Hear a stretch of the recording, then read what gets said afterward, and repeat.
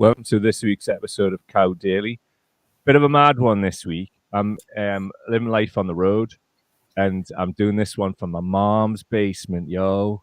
As you can see, I'm like hidden in what is now basically a storeroom of my old shit. On the way down, the pop shield arm here snapped, gaffer tape. The only way I can get it to go over the microphone is by gaffer taping it around here. So I'm like in this kind of like weird dark world. I've got nowhere to stand me light up, so the lighting's really shit. And I was thinking about wearing this just so it would be like some kind of like weird monk-like figure talking about the matters of the day. So I've just put a hood up. What saith you, Alice Wolf? Hello. I'm good. You look like you're literally in a cupboard or something. That's right. I basically am. It's like this proper box room, like, and it's just mental because the amount I didn't realize there was so much stuff. I was like, I'll be all right, like, because obviously we're moving on after this one. Like next week will be a completely different space, like a proper studio space, and studio looking space anyway in the new house, and it's just crazy looking at this, just thinking, wow, how on earth, man? I'm just like, this here is like one of them mad, them mad brown wardrobe things. Like you buy them for like $5 from like the pound shop where it's just like I know put exactly. together, and it's just got like old music equipment, shit I'm never going to use, shit I'm never going to get around to like getting rid of in the limited amount of time that I'm here. And we're out of here in a couple of days anyway, so I'm just trying to like style it out so my mom's not like, "Oh, what are you doing about all the things?" Just not touching it. And let's have it right. Competitor Nick Robinson, you wouldn't catch him in his mom's basement, like, would you? That's how fucking real we are. Battle of the Slapheads, man. Let's go. I think my old bedroom got turned into a room for the cat when I went, so there's like literally no trace that I was ever there. Yeah, man. But the cat has its own room.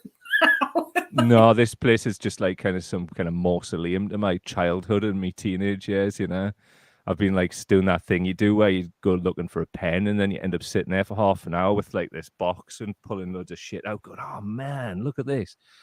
Like, and then realizing that you've got to put a show together for that night, and like, now you're covered in shit in a small room. Yeah, see, my mum is like that. My dad, completely not. Like, there's just like no, like he just got like rid of everything, like trying to kind of like make some sort of space. Yeah. My mum is like the hoarder. She's the one that'll kind of keep all the stuff. She sent me a text message today, actually, going, I've lit a candle for you because it's the 8th of March. And I'm, Yeah, like kind of thinking, why have you lit a candle for me? Am I dying? What is happening? Like, and apparently I was christened on the 8th of March. Really? And she was given a candle from the vicar, who told her like to light a candle for me, like on the date of my christening every year. And I'm just like, I don't understand how she's had a candle. I have a lot of questions here. For like 42 years. I have a lot of questions. Can I start them? Yeah. Just like, firstly, is obviously your Somali background and knowing that your granddad was called Mo Salah or Mohammed Salah, and he was Indeed, a Muslim. He was, yeah. So what went on there from between the Muslim to the Christian thing? Like, how did my mum was never Muslim. Right.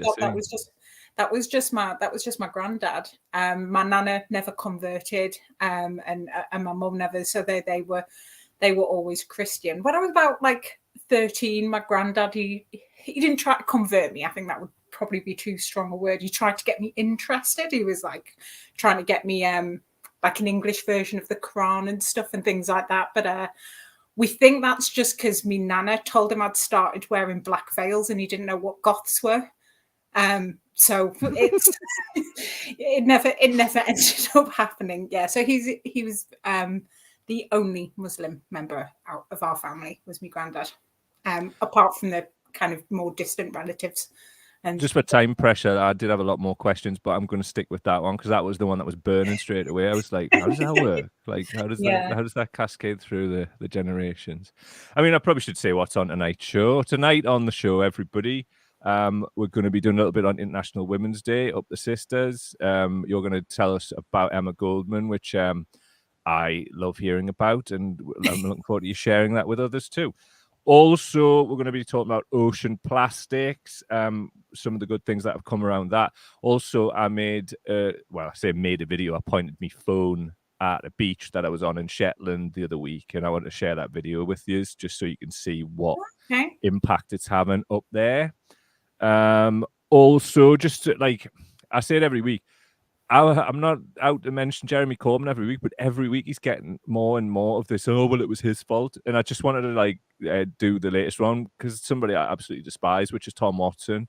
So there'll be a bit on like Tom Watson's crap about Corbyn. It'll be short though. It's just I can't let these things go like unchecked. It's just every week that they're like, oh, it's his fault. It's his fault. We're under new management. It's his fault. Oh, shut the fuck up. Also, what else do we have? Just a whole raft of positive news because I felt like we needed a bit of a palate cleanser. I mean, a whole raft might be a bit of like exaggeration, like which I've been prone to in my younger years. But I'll be playing you some like nice palate cleansy stuff as well, and other stuff which is moderately spicy. But I really felt like that's what we needed as well. Which I don't want to really. I just want to blow the surprise of those things. We'll be doing a good solid hour this week. There's much to be doing. We might mention war as we go along, but like, I mean, it's wall to wall war, isn't it? It's a war fest. Everywhere is war, as Bob Marley used to say. And we acknowledge that the war is there. I mean, I'm hiding in some nuclear bunker, as you can see, with a snapped pop shield on. But like, hopefully, this won't be the last one, as we all die in a blue light. What? Why the grimace? It could happen. And it may be preferable in some respect. Yeah. The world's fucked. I'm not even bothered about swearing this week. I'm going to fill me boots. I mean, I've decided while there's a war going on, we can say fuck all we want.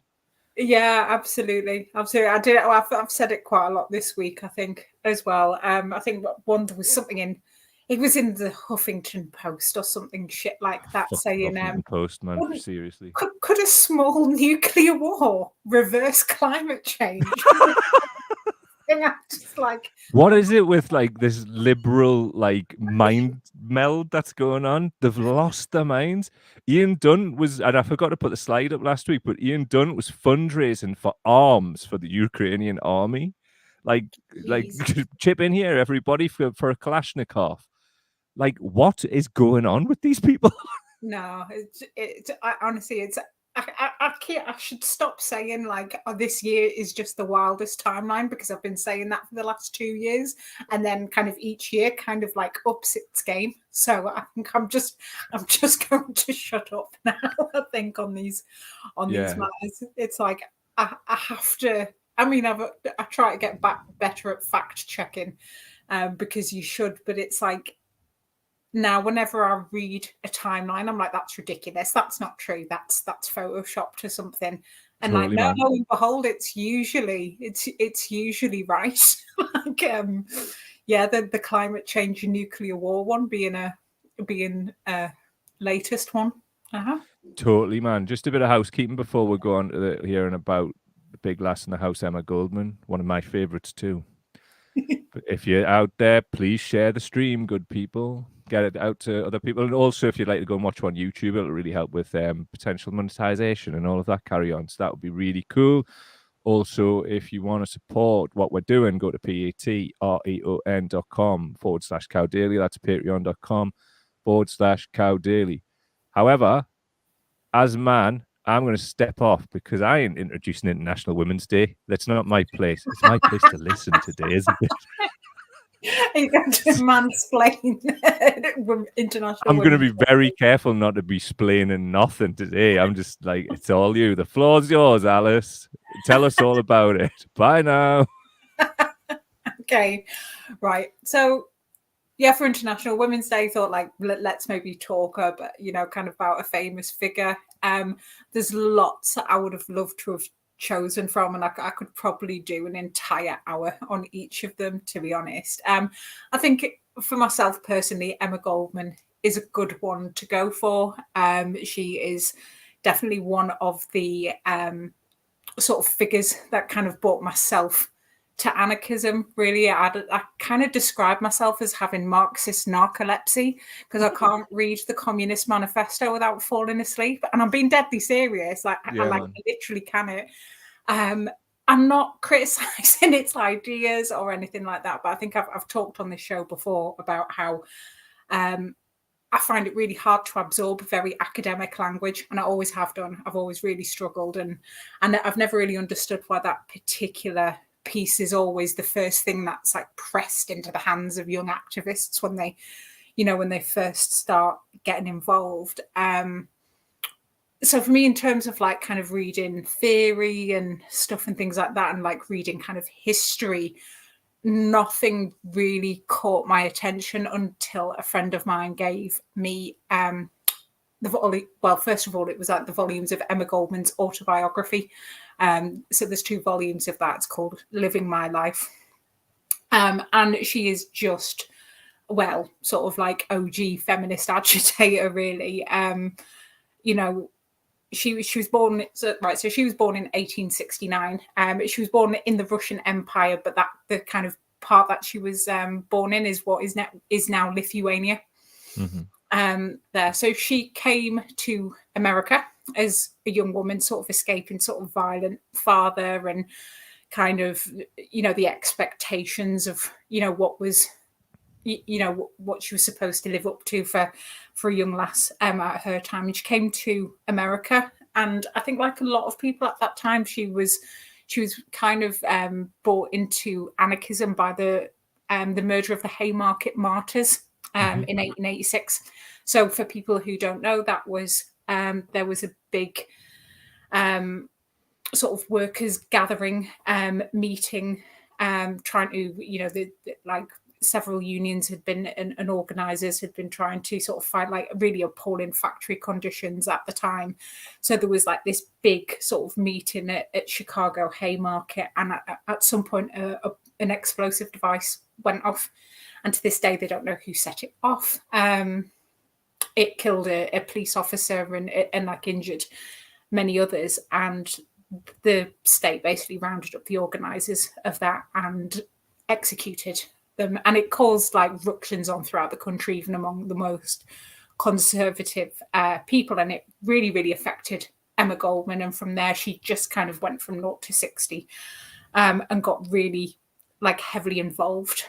She would go about doing lectures, kind of like fundraising for the cause. She had like the most extraordinary life. Like some of the stories about her are just absolutely wild. So one is that she was one of the sort of co-conspirators of a assassination attempt on a guy called Henry Clay Frick.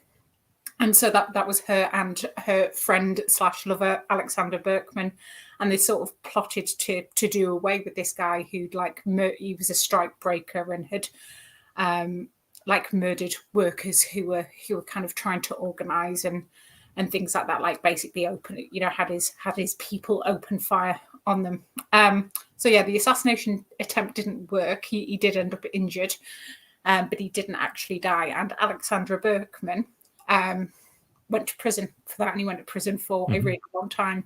So she was part of this plot too. Like, I think it's one of the wildest, but one of the lesser known stories about her was that she was kind of tried to basically organize to break him out of prison, more than once actually. But this, like, the maddest story is that she helped organize, like, they rented a house next to the prison, and then on the first day bought in this piano, and then they'd like play the piano and make loads. Like, to rewind a minute, how did they bring a piano into a prison? No, into the house. So they rented a house. Into the house, sorry. They rented a house next to the prison, and then bought a piano into the said house. Now, she would like go about her daily business because I think she went on a trip to Europe as well, because she was often being watched by the state herself, and she had to make everything look normal. And so the rest of them would basically go into this house. They'd be playing the piano like really loudly to basically disguise the noise of them digging. They were basically digging a hole underneath the prison, like. And the craziest thing is it nearly worked as well. I think it only ended up being discovered when some building materials got dropped off at the prison, and basically the floor collapsed because of the hole. No way. Yeah. So it was just things like that. It's like, yeah, I'm going to break it. Yeah, let's break him out of prison and dig a hole. And it nearly ended up happening. Joanne G, The Great Escape. Yeah, absolutely. She spent several times in prison herself as well. So she went to prison once for distributing leaflets about contraception and how to use them, which was considered obscene. There, she did that. She worked as a nurse and a midwife in the slums as well. Now, a lot of I've seen in recent years, people have this wild take that she was anti-abortion, and that isn't actually true. What she talks about quite a lot in her books is how she would, when she was working in the slums, she once was called to a woman who had recently had a backstreet abortion, right, and ended up very injured as a result of that, and watched this young woman die as a result of it. And that's what she was against. That's why she was trying to advocate for contraception and stuff and things like that, so that no women would ever have to go through that again. And that's what she was about. She did, I think she went to prison for many different things, just for being a general agitator. On one of those occasions is when she got deported as well. So she was basically exiled from America under the Anarchist Exclusion Act. What is the Anarchist Exclusion Act? It's a really, it's very specific. It was a well. It sounds very specific, but actually, it's a really odd. Well, it was a really odd piece of legislation. So basically, it allowed America to kind of deport people. Like particularly they were trying to target anarchists at the time. But if you look at the act, it also includes other people. So it was beggars, sex workers, and epileptics as well. So as an epileptic anarchist, I think I would have to be knackered. You fucked, isn't it? Yeah. I'm not quite sure what the reason behind deporting epileptics was. I'm really not sure what that was about, but they were included in this piece of legislation. So she went back to Russia as well. She lived in she lived in loads of other places. She lived in London for a bit as well. I think she caused hell on at Hyde Park at Speaker's Corner when she was there as well. And a lot of people didn't like her because she was very critical of the Soviet Union as well. Like, I think Lenin once said to her that, free speech wasn't something that should be permitted during revolutionary times, which obviously went down like a sack of shit with Emma Goldman. By the looks of her right there, she's like wanting to go back to slap him. No, she didn't. When Alexander, a fierce individual there, like. Oh, she is. When Alexander Berkman went to prison first, one of a guy called Johann Most, who was also like a very famous political figure at the time. He was meant to be like a friend of theirs, basically like did him dirty on stage and like criticized him and said, it was his own fault. He went to prison and he was dangerous. And she was that incensed that she walked into his next lecture with a bullwhip and cracked him across the face with it. Then snapped it into pieces and threw the broken bits at him. Just wow. Like she just didn't take any shit, really. There's like a really famous quote of hers, which it's more of a paraphrase. It's not a direct quote, which was, "I don't want your revolution if I can't dance." And that was, that is a bit of a paraphrase of a longer sort of speech she made when some dour joy vacuum of a leftist man walked up to her at a dance and told her she was dancing a bit too like frivolously, and that she is Ace Jazz Hunt. She is indeed, and said it did not behoove an agitator to dance. And that she should basically act more serious, if she wants to be taken seriously as an anarchist. And she basically turned, the paraphrase was that she basically turned around and said, well, I don't want your, if that's your idea of a revolution, if there's no dancing, then I don't want any part of it. She knew how to fight and she knew how to love, and she did both of those quite ferociously. And I think if I could do the same, even a fraction of what she did, I think I will die a happy woman, indeed. Well, you've given a really good account of this woman. And I mean, obviously I've known of her before, but I've heard quite a few new bits about her, and I love her all the more. There's very little footage of her, but if you like, I do advise you to seek out. It's only like a minute clip, like taken from the 30s, I think from 1934. So she went back to America. She was basically given a permit to go back for a short period of time, and of course, like everybody wanted to interview Dangerous Anarchist Red Emma, because that was her nickname in the press at the time. And it's basically her just looking bored shitless with a bunch of like male reporters around her, just firing off all of these ridiculous questions. So as I said, this is in 1934, and like one of them is, what do you think of Hitler? Like, what do you think she's going to think of Hitler? And Love him. And she just goes, don't know him, don't want to. and then she's asked, what do you think of Italy? And she's beautiful country minus Mussolini. Just like, and I watched that actually earlier, and what's really interesting about it as well is another question she's asked is, bear in mind 1934, what have been going on at the time. She's asked, do you think England is turning fascist? And she says, I think all countries are turning fascist, given the worldview at the moment. And they say, do you think there's going to be a war? And she says, I think war is absolutely imminent, and the munition manufacturers are making sure that it comes about. Wow. Thinking like, God, it kind of gave me chills a little bit actually when I was listening to it.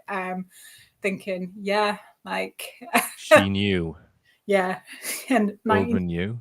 Yeah. So I mean, like for me, I mean, I absolutely love the tales of Emma Goldman, but just in a wider perspective, like, why do you feel International Women's Day is an important day?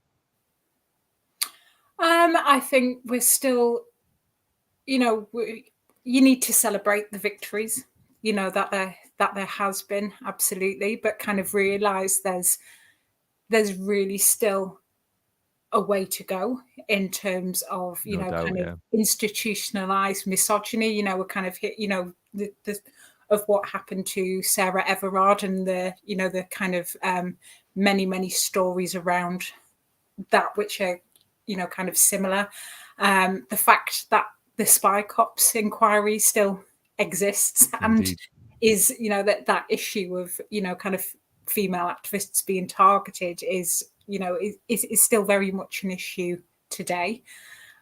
I think how it looks around the world is different as well, and it affects every single one of us as well, because kind of how women are treated in society kind of has a knock-on effect right throughout. If we're going to consider ourselves progressive, we shouldn't still be having the same things time and time again, hearing the same sound bites. I'm kind of talking specifically when we're, kind of the convictions for sexual assault and domestic violence and things like that. You're still hearing that, what was she wearing? How much should she have to drink? All of those still kind of things. I mean, it was 1991 before marital rape was made illegal in this country. You know what it is? You told me this a year or so ago, maybe it's more, a couple of years, and I pride myself on knowing things, and I was blown away. I couldn't believe it. Mm-hmm. But that's the thing. This is why we need to be talking about and promoting this stuff, because a lot of people just take their rights for granted and aren't aware of it.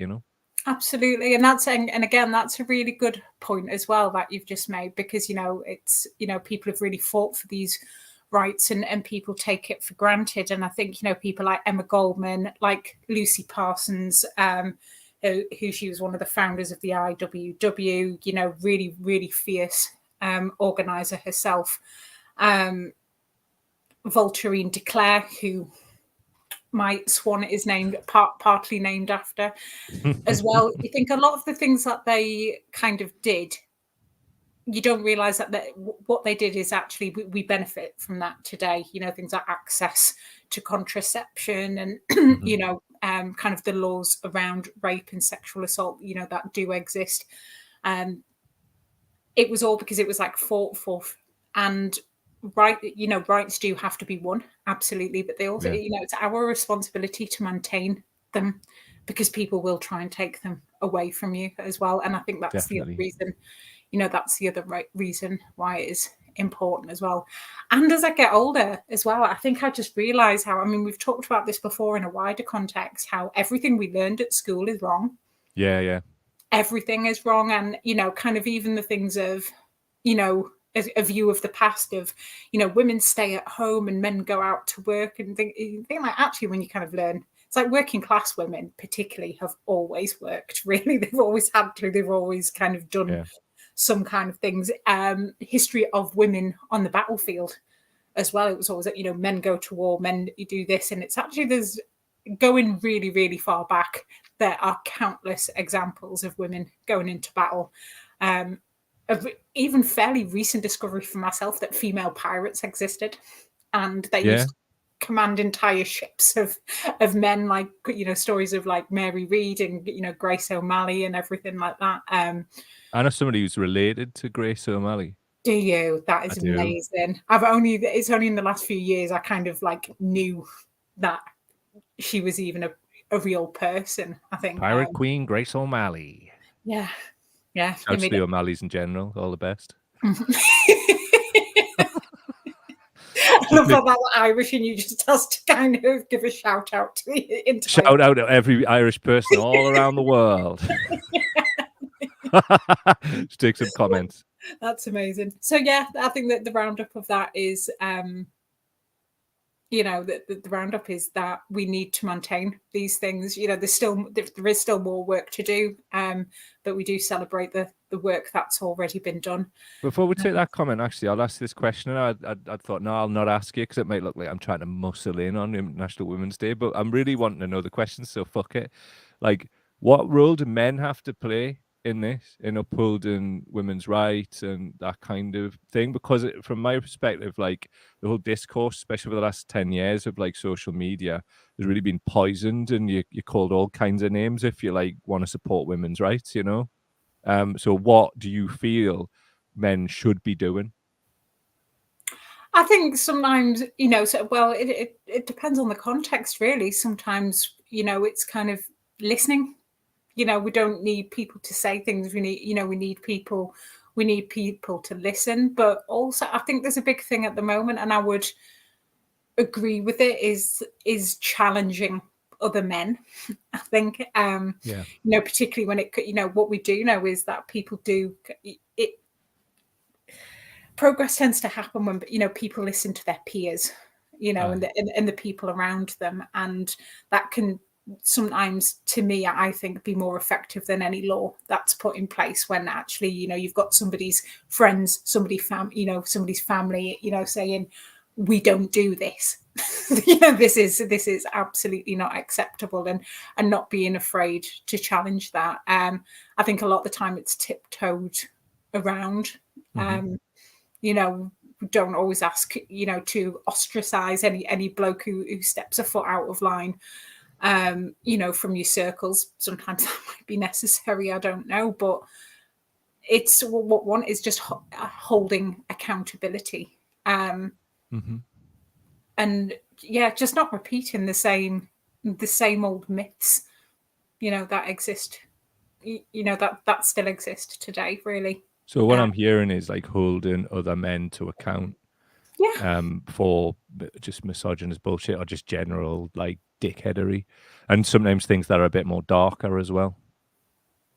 Yeah, absolutely. And because like the other stuff I've mentioned first is the thin end of the wedge, I've found as well, quite often. Yeah, absolutely. And I think as well that we just acknowledge, and I think we can all do this, is realize that it still exists absolutely everywhere. And I think there's a lot of still of, oh, we don't find that kind of thing in our circles. And I think there's a lot of kind of a lot of leftist circles as well, left, where it's like, oh no, we're all really progressive and stuff, and it's just like, no, sometimes things have still not changed since the day Emma Goldman basically put a middle finger up to somebody when she was just trying to have a bit of a rave. True. The amount of times I've seen blokes kind of, oh yeah, women's rights, and actively scream at or talk over women on demos and stuff and things like that, you know, not allow them to have a platform while they make a speech, you know, on a march for women's rights. Actually, one of them was as well. Wow. Yeah, just does it like kind of, does this kind of encapsulate what you're saying?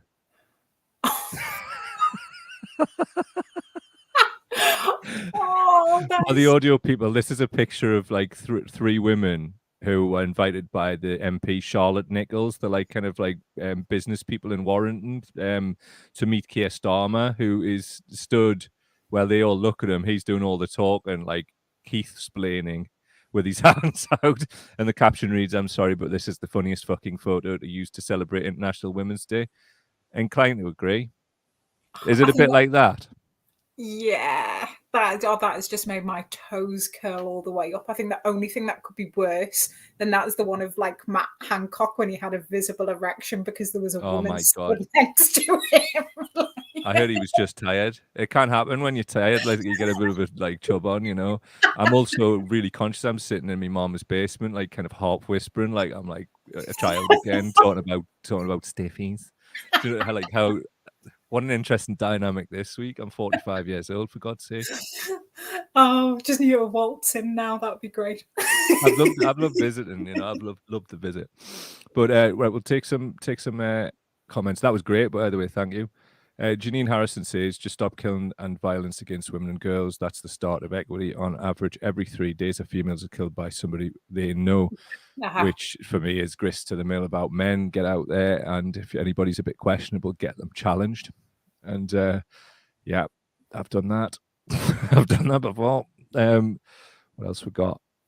There's a follow-up from Janine, actually, which is interesting. Where's the responsibility of men and females getting pregnant? Well, it should be equal responsibility, really, isn't it? But for a lot of people in practice, that's not really how it is, You know? And just some wider ones. I noticed some a bit earlier on. Steve Jackson is saying, "Are you on the run from the Rozzers?" Steve's become a regular, and you'll know last week there was a knock at the door when I was up Shetland, and legit thought it was the Rozzers, but turns out it was the coal man. And what he was doing there at 8 o'clock at night, I've no idea. For before anybody comes at us with the whole environmental thing, I'm fully aware of what you're saying, but what the house we had was built in 1892. And when there was to be a southwesterly wind would come, which was most days, it would blow down the chimney and blow all of the hot air from the heaters out of the house. And the only way to stop that was to have a fire in an open fire grate. So we were just replacing what we'd used for the landlord coming back. It's like his family house. It's a bit of a weird setup there, but lovely, lovely people. So I just thought I'd get that in before I go and burn a pit of tires down the road, just for old time's sake.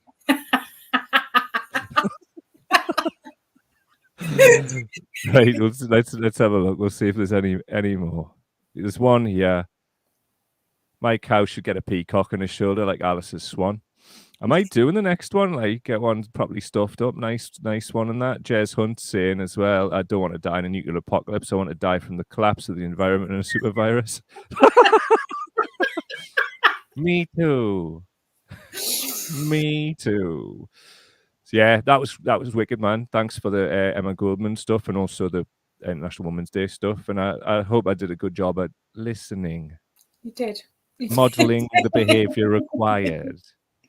So just before we move on, please subscribe to the Cow Daily YouTube channel. Really happy that people are doing that. Also really conscious I've got this kind of low tone of sitting in my mom's basement as well. It's really weird how you like... I can definitely notice it. I'm not as like this because I literally can't go like that without bashing into the sort of brown cube that holds some of me old heirlooms, you know. It's a really weird dynamic this week. I look forward to watching this back later. It's just it's just weird. It's just weird. Like my mom and dad are kicking about and that, you know. It's weird. It's a weird time in my life. But you know, looking forward to next week, moving on to the new house and all that. So next item. We're going to talk a bit about plastics. Something that's become a bit close to me heart, you know, and obviously following on from how Jez's preferred death would be.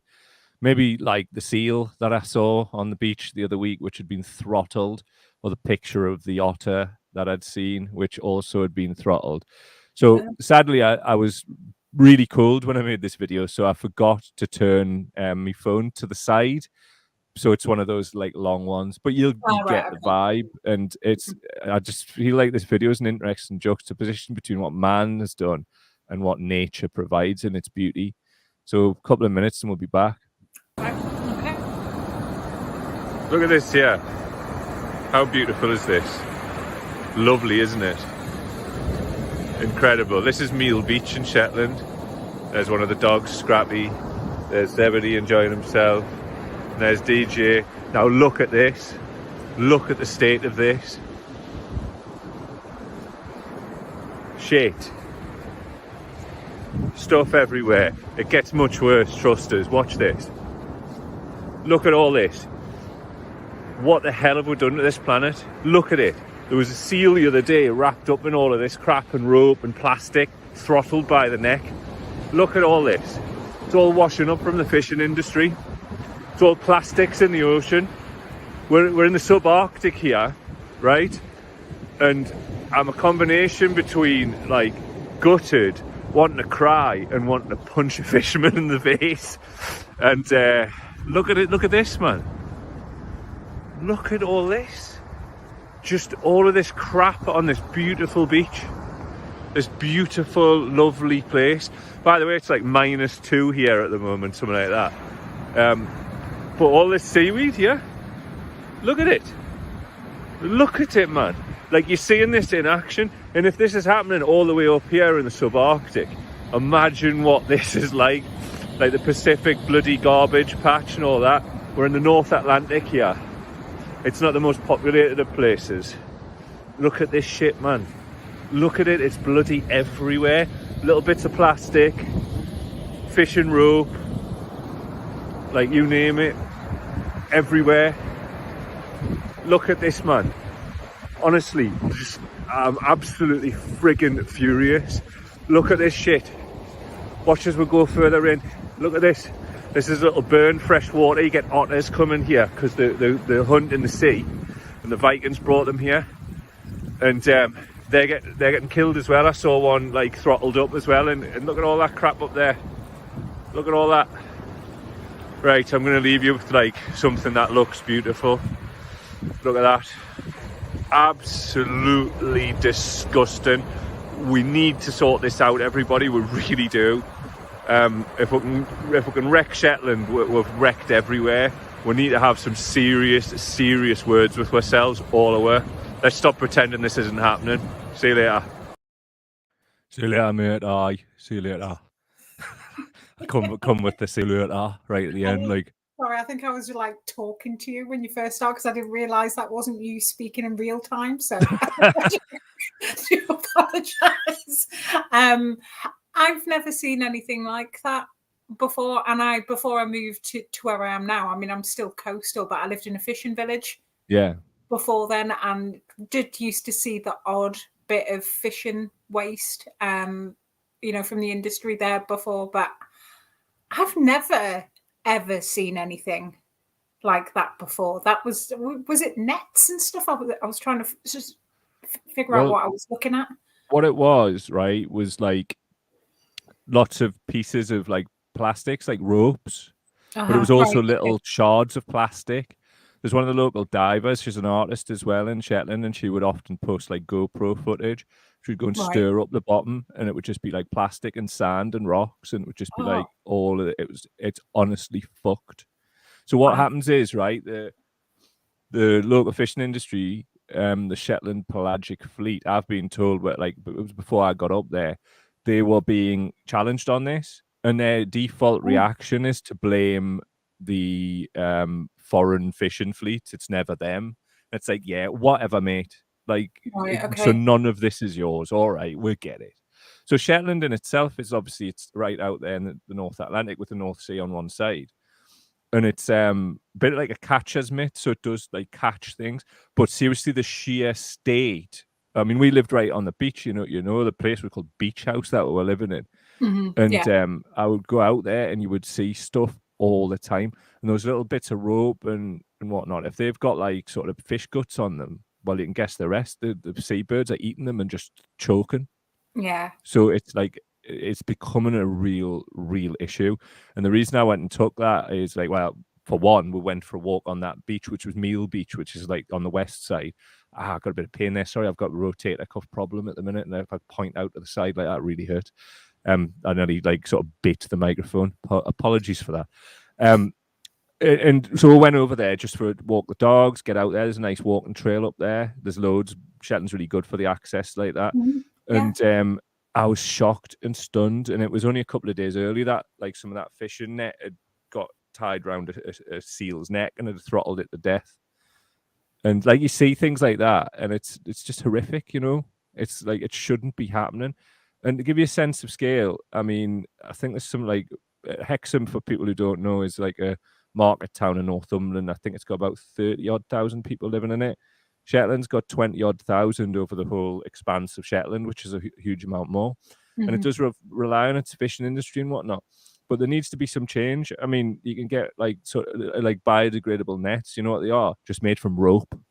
Like that rope there is just plastics, and it's like used obviously because, you know, like the old rope would degrade in the salt. But that was a good thing because it'll degrade away. The amount of shit in our oceans, in our seas, is beyond a joke. I mean, we would go and just do impromptu beach cleans near where we lived. But you just feel like, you know, you're wading uphill through treacles, but at least you feel like you're doing something. Yeah, I mean, I do that quite a lot, like where I am, because we've got seals as well, but we've also got dolphins, and there's also a large flock of crows that follow me around as well. So I always look out for them. Goth shit going on there, yeah. So I always look out for them. And after, you know, as soon as the first lockdown ended, the mess was absolutely unreal. It was like literally kind of turned your stomach, but it wasn't fishing waste. It was day tripper waste. It was all takeaway cartons, just the amount of masks that we're seeing like as well. And, you know, people are always going on about bins and stuff and, you know, kind of lack of bins, but actually like some of it, sometimes I'd go down with like a, you know, like a collection bag to pick it all up. And it would be like the bin where kind of near the spot where most people would congregate, that would be overflowing and there'd just be loads of rubbish around it because people would, if they couldn't fit it in the bin, would think that putting the rubbish next to it was like the next best thing. But if you literally just walked 30 seconds to the next bin, that would normally be virtually empty. It was like literally you just had to keep hold of it for another 30 seconds and then you could have got rid of it or take it home and get rid of it that way. Yeah. There's absolutely no need for just how trashy some people are. Like it is trash behavior, man. Like trash begets trash, and I've got no time for it anymore. I'm zero tolerance on this shit. Like I've seen like how it's went up there, and it's like it is a beautiful and you can't say unspoilt wilderness anymore, but it is a wilderness. It's a completely different energy there. I mean, it's the place that healed us, really, just on a sort of personal level, just because it removes all the noise and distraction, and you really kind of like get into a meditative state, you know. But then things like that would hurt more because you would just think, why have we done this to this planet, you know? And it was why I decided to like speak to an ecologist and whatever. And like obviously once again the new studio that'll be coming out soon. So hit the bell and all the things that you do. Not my bell though. And no, there's too much of it. There's too much of it about, and it's quite depressing. I think we'll probably like talk about it more on another show. But obviously, people know I feed crows and stuff and things like that, and people always ask me, you know, if they bring me gifts back sometimes because I give them food, and there's been very few. So I've been given 4 pence in total over a period of about 5 years. So obviously that the grasp of economics is shit. But I've only been given gifts twice, and once was a chewing gum wrapper that they gave me once and kind of trotted up to me with it in its mouth and kind of push it down. And one was actually quite recently. So there's like a little tree which has got like a little almost like natural sort of bowl in the middle of it, and I was like, leave them something in there. And they left something in return for me recently, which was a disposable vape.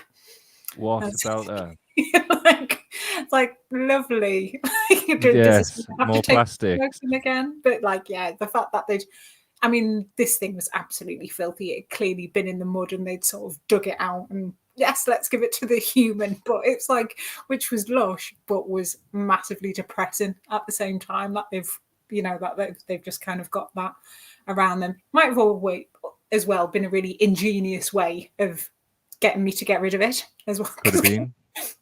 Crows are clever, so maybe like yeah, she'll sort this out if we give it to her. We need to do a proper item on you and crows at some point. Like we have to, because there's some kind of weird mystical shit going on with you and crows. Like it needs to be when I'm not like whispering in my mom's basement like a 14-year-old doing my first live stream and that, you know.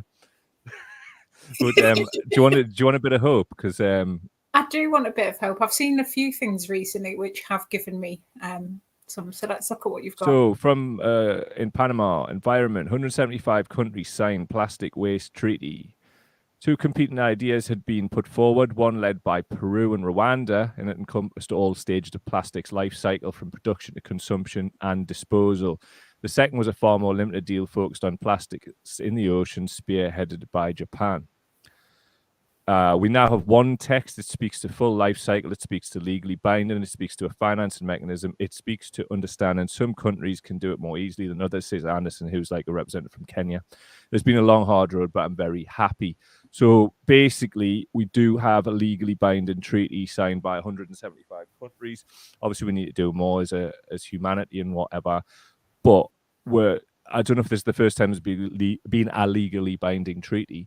But as we know, politicians, their promises are often worth nothing. So if these things are legally binding, let's have them enforced, because it's just part of the whole sort of climate issue, the environment. The plastics problem is huge. It's absolutely huge. Yeah, I saw the thing about some kid had invented some machine a couple of years ago that could like collect, like it was like kind of collect plastics in the ocean. That was quite clever, and I think more recently seen some of the research that's been done about certain kinds of mushrooms being able to eat it and not leaving any kind of toxic waste behind. So I think there was about at least 50 mushroom species they've identified. I think one of them was like the oyster mushroom, which it literally, I guess it literally does just that, sort of consumes the plastics. Now, sometimes, you know, they've seen things that have done this and they've left behind some kind of toxic waste or microplastics, but this doesn't appear to, and the mushroom still appears to be edible afterwards as well. So I think that, you know, I don't think the research had been completed yet, but I think that was really promising. Now that to me is more exciting than shit like space travel. And, you know, totally, dude. Strangely enough, speaking of space travel, we've got a little item on Bezos, but more about on International Women's Day. I don't want to spoil the surprise, so we'll be bringing that in a bit later. Well, so we'll just take it. Sorry, go ahead. Yeah, him going up into space in a cock-shaped rocket is not interesting to me. Now, finding out that certain mushrooms can eat plastics, and you know, it won't be a miracle cure, but could certainly contribute a massive part in addressing the problem that we have. That is exciting to me, definitely. How's the divorce going, Jeff? Take some mushrooms.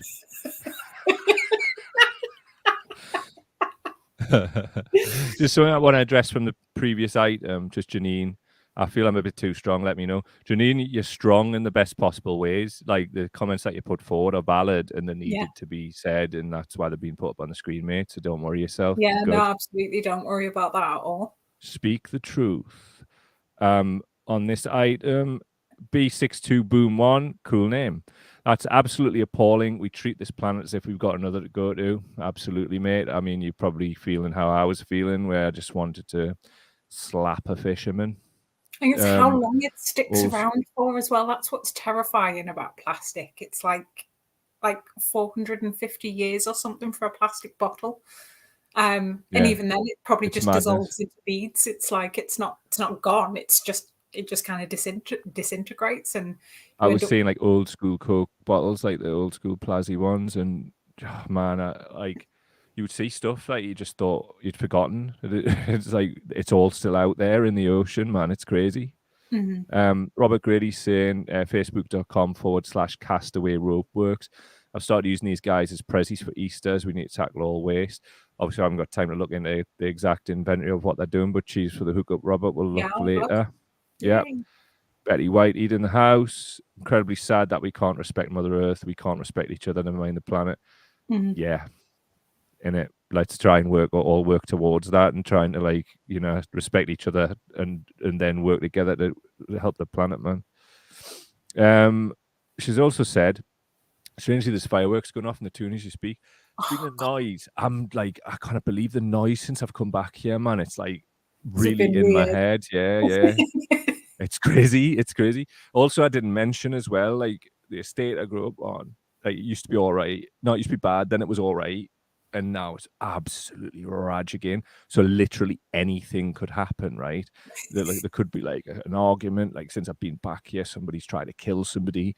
Like there could be a gunshot or it could be motorbikes ragging about. It's crackers. It's kind of fun though. It's kind of, you know me. I like a little bit of crazy biscuit. Got here Muhammad Ali. King Edward's Bay in Tynemouth has been well spoiled since the food place was built down there. What, Riley's Fish Shack? Is that the one? Yeah, I think it must be. Yeah. They do some great bait though, to be fair. That's the only one on King Eddie's Bay, I think. Yeah, the links can get absolutely appalling on a busy day as well.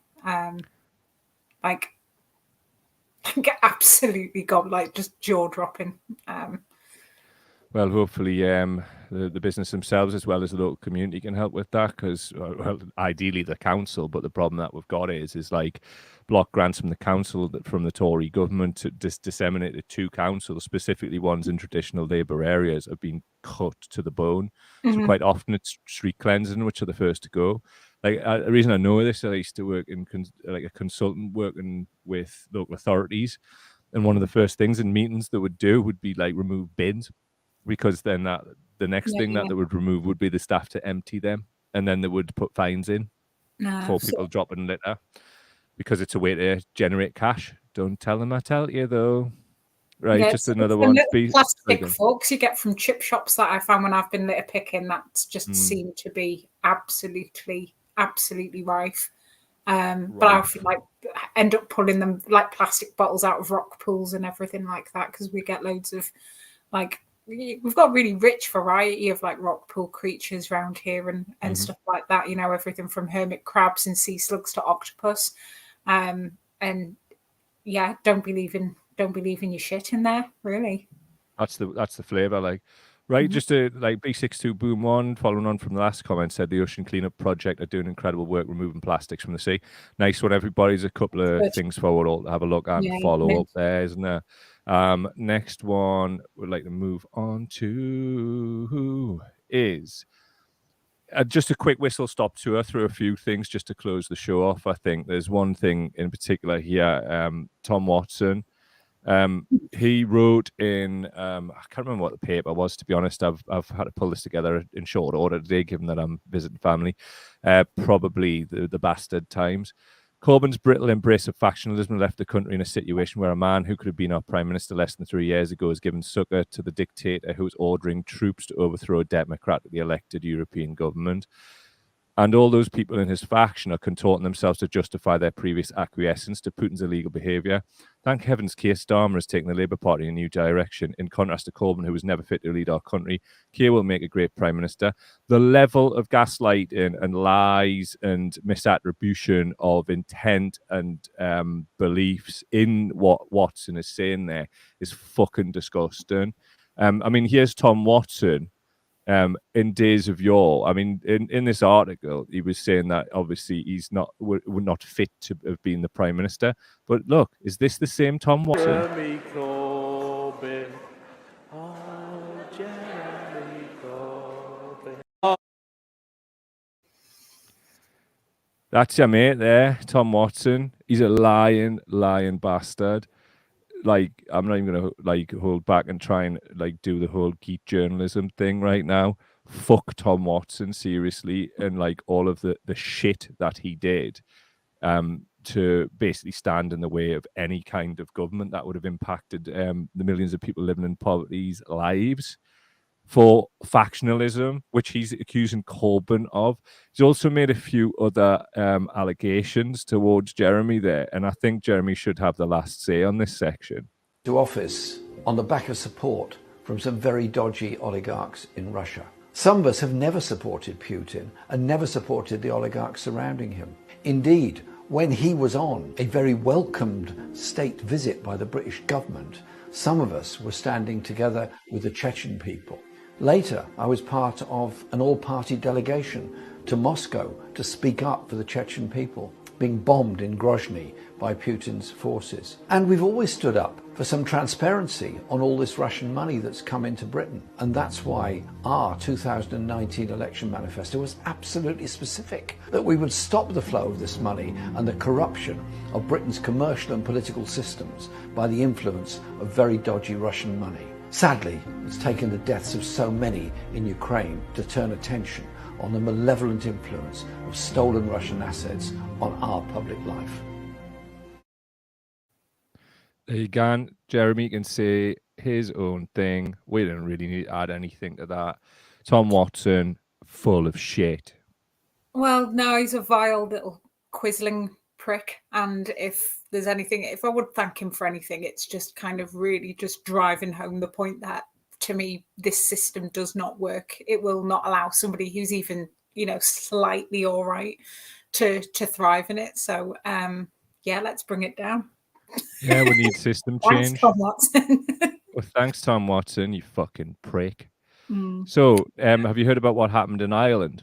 We don't mean historically. I mean, that would be a show in itself. That would be several. It's a really end of show segment. We've got quite a lot to get through there. No, tell me about. I'll show you. This is a truck driver.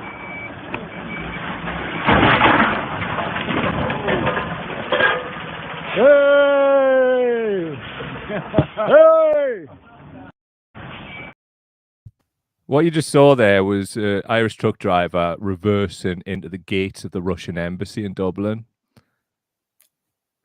All I want to know is that it was Jedward at the wheel. I would love that. I would love that. And actually, if you follow them on Twitter at the minute, that's not entirely unfeasible either. Yeah, that was the ghost of James Connolly going, way, way, like somebody dropped a plate in the dinner hall. It had that same energy. Way. Oh, Ireland, love your work. What can I say? A big lover of Ireland as well, as you know. So this was the response from the Russian embassy. On March the 7th, 2022, a large truck came over the gates of the embassy, pulled back and torn down the gates of the embassy. The incident took place in the presence of Garda officers, that's the police for the people who don't know, who stood idle. The embassy strongly condemns this criminal act of insanity directed against peaceful diplomatic mission. The embassy views this incident as a clear and blatant violation of Article 22 of the Vienna Convention on Diplomatic Relations of 1961. The embassy is in contact with the Department of Foreign Affairs of Ireland, demanding that the Irish authorities take comprehensive measures to ensure the safety of its staff and their family members. The incident is cause of extreme concern. I believe that no people of sound mind could support such senseless and barbaric actions. That's either like incredibly tone deaf, or they're doing a massive amount of trolling, or they got Tom Watson to write it for them. I was going to say, are they new to Ireland? Fucking hell. Like, slow down. Somebody's reversed a truck into your gates, mate. You've just invaded a whole sovereign nation. Like, who are you talking to? Or like, are they out of their minds? Yeah, I think we can say that they are. No, beautiful work. I love absolutely off their block. I think we've got time for just a little absolute belter to play out, which is this. We all know that Jeff Bezos had, I think, the heaviest divorce settlement ever. Yeah. Something like, check this. This is unbelievably brilliant. I love this. Right. So Mackenzie Scott, the ex-wife of Amazon founder Jeff Bezos, is giving away her 46 billion fortune faster than anyone in history. Less than 2 months into 2022, Scott isn't showing any signs of slowing down. Mackenzie Scott, the ex-wife hold on, I've just done that twice. So, in February alone, 9 organizations announced gifts from Scott totaling 264.5 million. The largest donation, 133.5 million, went to communities and schools, a non-profit that helps at-risk children in schools. Another education non-profit, Leading Educators, got 10 million to provide professional development for teachers. Scott donated to 2 organizations combating addiction, 5 million to Shatterproof, and 3 million to young people in recovery. 2 groups focusing on reproductive rights, the Guttmacher Institute and the Collaborative Gender and Reproductive Equity received 15 million and 25 million respectively. The National Council on Aging got 8 million, while mental health non-profit, the JED Foundation, got 15 million. Additionally, the National 4-H Council, an agriculturally focused youth organization, received 50 million. Come on! How tremendous is this? He must be absolutely sickened, mustn't he? Like, brilliant. She's just doing that. I like to imagine that she's kind of like just handing out bundles of cash, singing "Love Your Money" by Daisy Chainsaw. Lush, man. Look at the juxtaposition between the two of them. He's whapped himself full of steroids. He's running around with, like, no disrespect, but looks a little bit like a trophy girlfriend, whilst flying William Shatner into space. How's the divorce going? It seems to be going really well for your ex-wife, Mackenzie. Mackenzie Scott is having a belter here. She's like, every single one of those charities, I'm like, that's like the dream, innit? You know, to get stinking rich and just fund all these things that like really help, like the things that need help, and directly with fat checks. Brilliant. Yeah, I think I'd like to see a kind of upper game in the future and maybe just give a big, massive wad to whichever union is most organising Amazon workers at the minute, or kind of supporting them. It has to come, doesn't it? Yeah, no, it has to be done. Do it, Mackenzie. Do it. Do it, Mackenzie. We love you, Mackenzie. And this on International Women's Day. Before we go, though, we will take a few comments from the good people out there. Right, let's see what's happening. There's just like a lot of like laughter and stuff, and I don't know which bit it's at. I think that's at his wing mirrors were a bit foggy, says Joanne G. That's at the Jez Hunt saying, wait until he found out about the barbarity of bombing kids. Indeed. A lot of people just saying what a belter, etc. Happy days. Yeah. Thanks, mate. It's been a bit of a mad one this week as I like do the hushed like Mom's Basement show, but like next week I'll be a bit more like better. Just my mummy's around, so I can't really be Mike Cow today.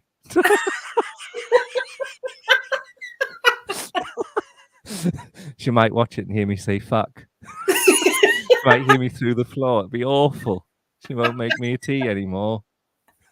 And I'm leaving soon. She might hate me for saying fuck. See, she might come on and show us like all your childhood photos and stuff as well. So don't give this woman any ideas. I swear to God, don't let that happen. Now, what I would like to say is you're not going to see BBC's Nick Robinson. We're coming for you, Nick. Sitting here trying to keep a show going and being on the road while they do it and sitting in your mom's basement. So fuck everybody who ever doubted us at the BBC. Not that I don't know if they did or they didn't, but yeah, just you wait. But absolutely cheers for this, because I know how busy you are. You're like sort of, can you say what you're doing in your private life? But like you're very busy. Well, we've both had like absolutely ridiculous weeks in very different ways. I think. But this is what we do. Come together. This is what we like. Continuity is important, and I really appreciate the people who show up every week at 7:00, and we, no matter what's going on, save for being knocked out or dead, we'll be here at 7:00 every week. So if this doesn't prove it, I don't know what it is. I'm getting a bit loud for mummy. Oh. Maybe she'll hit me before bed, like when I was a child. That never really happened too much. Like I come from the era of smacks. It stopped before I got like 10 years old, but it was perfectly reasonable living on a council estate in the northeast of England to get a dig when you'd been daft. Rightly or wrongly, I mean, it's done me no harm, as they say. It's done me lots of harm. Maybe she'll hear me now. We've actually had that conversation. This is a completely different thing, and we're running over. But Yeah. maybe we'll talk about these things in the future when I'm not here. Yeah, because you're going to get absolutely bollocked. Nah, they'll be all right. I mean, they're proud of us. I'm a man Yeah. now. We're equals and that. But it's funny to go on like mummy in the broom cupboard. You know what I mean? None of those things are true, though. So, anything you want to add there for the snarf moment there, snarfing off? No, I'm going to have to be more organised and think of something at the end of these shows. But I'm like, no, I'm all good. Well, to be fair, I keep putting you on the spot and not asking you to do any kind of snarfery. So, what you gonna do? Thanks to everybody for being here and getting involved as ever. Please go to patreon.com/cow daily daily. And thanks to the new people who've signed up this week. It's been really cool, man. Like everything's building quite nicely, and I'm really looking forward to how this project develops this year. It's just I've enjoyed every minute of it. And it's a beautiful thing in my life, and I just thank you all for being part of that, and of course your good self every week. Alice Wolf of the Swan, the mutter of the swan. Anyway, in the time-honored tradition, it's time for some closing titles. Bye-bye, everybody. Bye.